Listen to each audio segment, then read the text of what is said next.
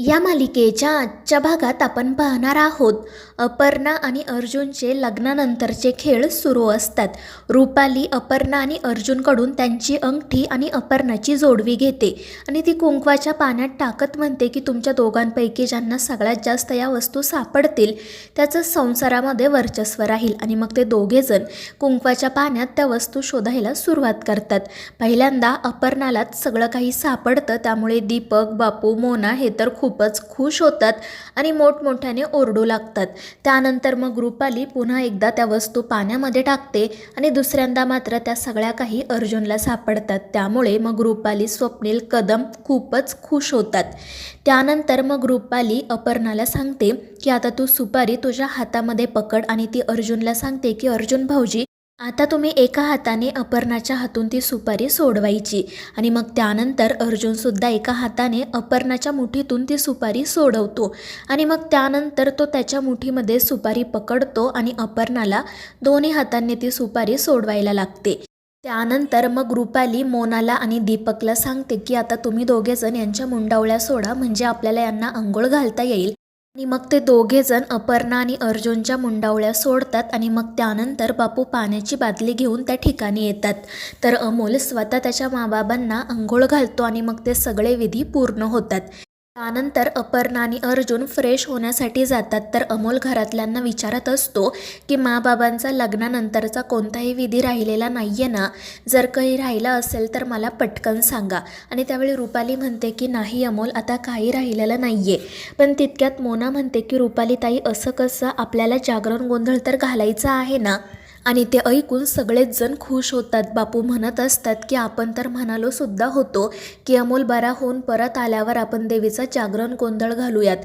तर दीपक म्हणतो की मग आता दीदी आणि दाजींच्या लग्नाचा गोंधळ आणि अमोल बरा झाला म्हणून देवीचा गोंधळ एकत्रच घालूयात. आणि त्यावर सगळेजण आनंदाने हो म्हणतात आणि लगेच तयारीला सुरुवात करतात. तर दुसरीकडे अर्जुन त्याचे केस पुसत असतो आणि मोठमोठ्याने गाणं गात असतो. तो खूपच खुश असतो. तितक्यात मग अपर्णासुद्धा त्या ठिकाणी येते. ती तिचे केस कोरडे करतच बाहेर येते आणि त्यामुळे अर्जुन एकटक तिच्याकडे बघतच राहतो. त्याची तिच्यावरून नजरच हटत नाही आणि ही गोष्ट अप्पीच्या लक्षात येते. ती हसतच विचारते की अर्जुन, काय झालं, तू का बघतोयस माझ्याकडे? आणि त्यावेळी अर्जुन घाबरून म्हणतो की नाही नाही अप्पे, मी कशाला तुझ्याकडे बघेल, मी तर माझे केस कोरडे करत होतो. आणि त्याचं ते खोटं बोलणं अपर्णा बरोबर पकडते आणि हसतच म्हणते की अर्जुन, का खोटं बोलतोयस तू? मला माहिती आहे तुला अजिबात खोटं बोलता येत नाही. आणि ते ऐकून अर्जुन हसतच म्हणतो की अगं अप्पे, मी खरंच तुझ्याकडे बघत होतो. आणि त्यामुळे अप्पी हसतच म्हणते की तू बघतोयस ते ठीक आहे, पण मग असं लपून लपून का बघतोय, उघडपणे का नाही बघत? आणि त्यावर अर्जुन लाजत म्हणतो की अप्पे, जी पोरगी आपल्याला आवडते तिच्याकडे असं उघडपणे कसं बघायचं, तुला नाही कळणार. मात्र ते ऐकून अप्पीला हसू येतं. तर अर्जुन मुद्दाम म्हणत असतो की अप्पे, आता तू काय, तर सगळं जगच माझ्यावर हसणार आहे, कारण मी खरंच मूर्ख आहे. मी दुसऱ्यांदा लग्न केलं पण ते एकाच मुलीसोबत. आणि ते ऐकून अप्पी चिडते. ती म्हणते की काय म्हणालास तू? तर अर्जुन म्हणत असतो की अगं, तुझ्यापेक्षा दुसरी एखादी मुलगी शोधायला पाहिजे होती, तुझ्याच सोबत दोनदा लग्न करून काय उपयोग? आणि ते ऐकून अप्पी म्हणते की मूर्ख तू नाही तर मूर्ख मी आहे, कारण मी दुसऱ्यांदा त्याच ठोंब्यासोबत लग्न केले. आणि ते ऐकून अर्जुन तर खूपच घाबरतो.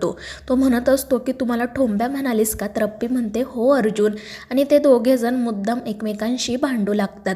आणि मग त्यानंतर अर्जुन अप्पीला त्याच्या जवळ घेतो आणि तो अप्पीला त्याचं तिच्यावर किती प्रेम आहे ते सांगतो. तो म्हणत असतो की अप्पे, तुझ्याशिवाय मी दुसऱ्या कोणावरही प्रेम करू शकत नाही आणि मला माहीत आहे तुझ्याशिवाय मला दुसरं कोणी समजूनसुद्धा घेऊ शकत नाही. तर अप्पी म्हणत असते की अर्जुन, माझंसुद्धा तुझ्याशिवाय इतर कोणावरही प्रेम नाही आहे आणि मलासुद्धा तुझ्याशिवाय कोणीही समजून घेऊ शकत नाही. आणि मग त्यानंतर अप्पी बाहेर जाण्यासाठी निघते, मात्र अर्जुन तिचा हात पकडतो. मात्र अपर्णा त्याला धक्का देते आणि पटकन बाहेर पळून जाते. आणि त्यानंतर तीसुद्धा मोठ्याने ओरडूनच अर्जुनला तिचं त्याच्यावर किती प्रेम आहे ते सांगते. त्यामुळे अर्जुन खुश होतो आणि पुन्हा गाणं गायला सुरुवात करतो. तर दुसरीकडे अमोल आणि घरातील इतर सगळेजण देवघरात जातात. सगळेजण अमोल बरा झाल्यामुळे देवाचे आभार मानत असतात. आणि मग त्यानंतर अमोल अप्पी आणि अर्जुनच्या लग्नाचे फोटो देवघरात ठेवतो आणि देवाकडे प्रार्थना करतो की देव बाप्पा मी तुझा आभारी आहे, कारण तू माझं ऐकलं आणि मला पूर्णपणे बरं केलं. आता माझी फक्त एकच इच्छा आहे की माझं हे कुटुंब नेहमी असंच राहू दे, दुसरं मला काही नको. आणि अमोलचं ते बोलणं ऐकून सगळेजण कौतुकाने त्याच्याकडे बघत असतात.